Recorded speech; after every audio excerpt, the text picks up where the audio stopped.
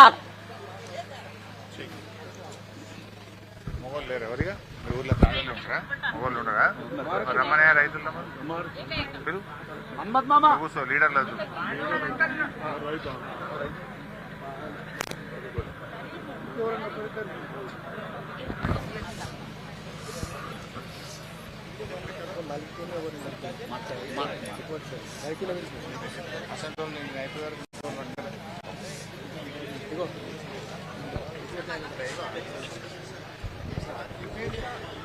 నమస్తే అండి. హలో, నా పేరు హనుమంతు. మా నాయనోళ్ళకు 5 ఎకరాల భూమి ఇచ్చారు, గవర్నమెంట్ భూమి సార్. ఆ భూమిలో నేను ఏం చేసినంటే రూపాయి కూలి ఉండంగా నేను కష్టపడి చిల్లర మట్టి కొట్టుకున్నా సార్. నేను ఆ భూమిలో నా రక్తదారం పోసి బాయి కొట్టుకున్నా సార్. అలా ఇప్పుడు భూమి పోతున్నదంటే నాకు నిద్ర రాకొచ్చింది. ఆ భూతల్లికి నేను ఎంతో కష్టపడ్డా సార్. నేను చెప్తున్నా, నాకు పానం కలకల అంటున్నది. ఆపది ఇవ్వనంటే నేను అలా రక్తం దారబోయకుంటే అలా పైస వేయకుంటే ఆ భూమి ఇచ్చింది, ఆ భూమి దూసుకుంటున్నదంటే నాకు ఎంతో బాధ అవుతున్నది. నిద్ర రాకొచ్చింది సార్. అన్నం తిందామంటే తినని పోకొచ్చింది. ఏం చేయాలి సార్? 2 కొడుకులకు అదే భూమి మీద లగ్నం చేసిన, బిడ్డకి లగ్నం చేసిన 8 మంది మన్మరాళ్ళు ఉన్నారు. దాని మీదనే బతుకుతున్నాం సార్. ఇప్పుడు భూమి పోతున్నదంటే నాకు ఎంతో కష్టమవుతున్నది. మా భూమి మాకే ఉండాలి, మా భూమి తల్లి మాకే ఉండాలి అని నేను కోరుతున్నా సార్. నేను ఒకటి చెప్తున్నా సార్, రైతు బంధు లేదు, ఏం లేదు. ఈ రేవంత్ రెడ్డి ఏం చేసిండంటే లేదొక్క బోందు నింపిండు, మందికి బోందు నింపిండు.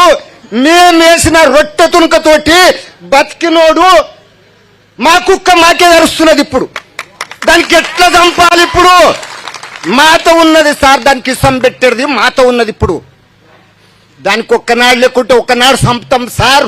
ఇసం పెట్టి యాతిరిగా నన్ను చంపుతాము. ఆ కుక్కకు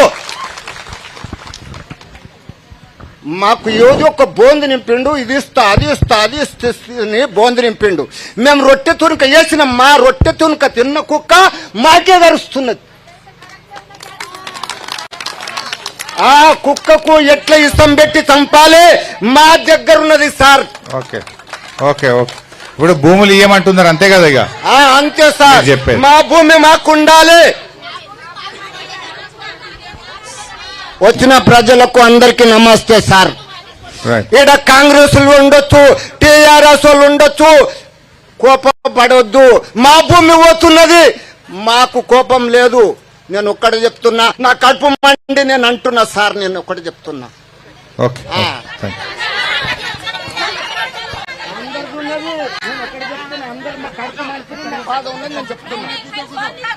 మాట్లాడతావా? ఏం పేరు? మాణిక్.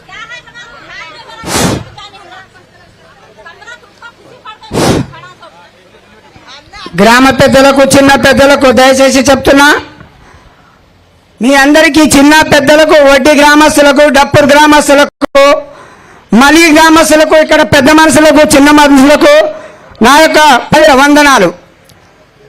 మాకు ఉండనికే 2 ఎకరాల భూమి ఉన్నది. ఆ 2 ఎకరాలు ఈ రేవంత్ రెడ్డి వచ్చి మొత్తం అందరికీ దీపం మారుస్తుందంటే రేవంత్ రెడ్డి 6 నెలల్లో దీపం మారిపోతాడు. 2 ఎకరాలు నాకున్నదంటే ఆ 2 ఎకరాలు కూడా దీపం మలిపేస్తున్నాడు. మీకు చదువుకున్న పిల్లలకు 10,000 వేస్తుండే. మా కొడుకులు 3 హైటెక్ బీటెక్ చేసిండ్రు. వాళ్ళు ఇప్పుడు 6 నెలల నుంచి కేసీఆర్ ఉన్నప్పుడు 10,000 వస్తుండే స్కూల్లో. చదివిన వాళ్ళకు తెలుసు, నేను చదవలేదు, నాకు తెలియదు. చదివిన వాళ్ళకి అందరికీ తెలుసు 10,000 వస్తుండే కేసీఆర్ ఉన్నప్పుడు. ఇప్పుడు రూపాయి బిల్లు ఇస్తలేడు. 6 నెలల నుంచి మా కొడుకులకు 10,000 వస్తుండే. ఇప్పుడు ₹1 కూడా వస్తలేదు. అది పోయినా సరే మా నాయనలకు 1 ఎకరం భూమి మేము ఎంతో కష్టపడి 2 ఎకరాలు కొన్నాం. దాంట్లో ఉన్నదాన్ని కూడా మొత్తం దీపం మారుస్తున్నారంటే ఇది న్యాయం కాదు సార్. చిన్న పెద్దలు దీనికి న్యాయం చేయండి సార్. మీకు ధన్యవాదాలు. Thank you. లాస్ట్ ఇంకొక రైతు ఎవరన్నా ఒక్కరిని మాట్లాడమని. ఎవరన్నా ఒక రైతు. సార్లకు అందరికి నమస్కారం. అర్జురాజు.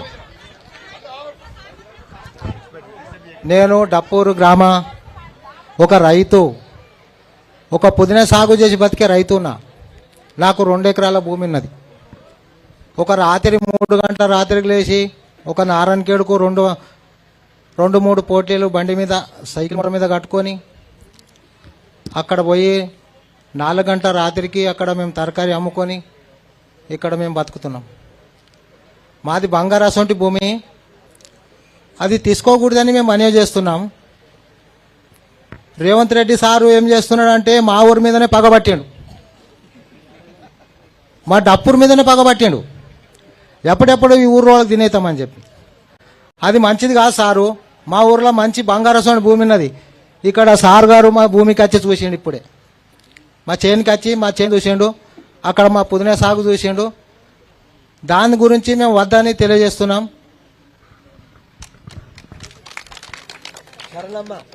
శరణమ్మనా?